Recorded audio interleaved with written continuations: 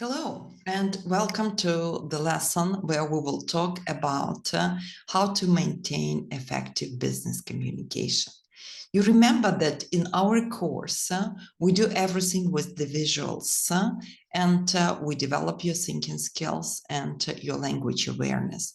That is how we may reach successful business communication. And we have already gone through so many different thinking operations. And in this class, in this part of our study, we will try to use many of them. And we'll talk about business communication challenges. Now let's check what you do when you see this kind of a visual. And I do hope that you can recognize here the main challenges, what they are, what is the effect of the challenge, what problem is created, and how the problem can be solved. So with this, we can talk about the challenge and what it is. So there are different types of challenges, such as information overload with the abundance of information available, lack of clarity in communication with unclear instructions or messages, communication channel overload when multiple channels are used, ineffective meetings which can be poorly organized. People may have challenge in maintaining consistency and messaging across different channels and platforms. And finally, the poor feedback mechanism with the lack of constructive feedback may ruin communication as well.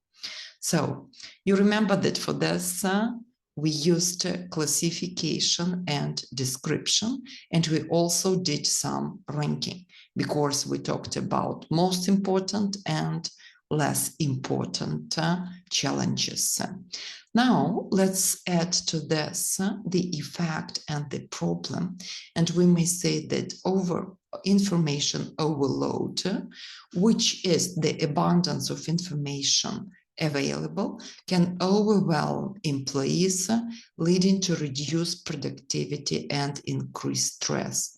As a result, they don't process information well. We use the language of course and the language of result. Now let's talk about the solution. If we have this kind of a problem and this very negative effect, we can talk about the solution that we may implement, or we should implement a structured communication strategy that includes clear guidelines for information dissemination, prioritization, and organization. So for this, we have used the language of reasoning, and we tried to give reasons and to explain what will happen if we do this. So let's try. Now you may either stop here and try to do the second part by yourself, or listen to me and follow me. Next in importance is lack of clarity in communication when instructions and messages are given unclearly.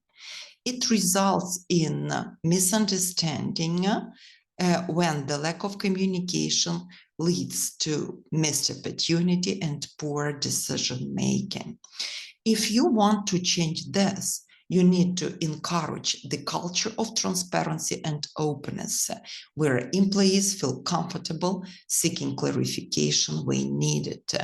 Also, don't forget to provide clear and concise communication guidelines. Use concrete examples and encourage feedback to ensure messages are understood correctly. Finally, utilize visual aids such as diagrams or charts when appropriate to enhance clarity.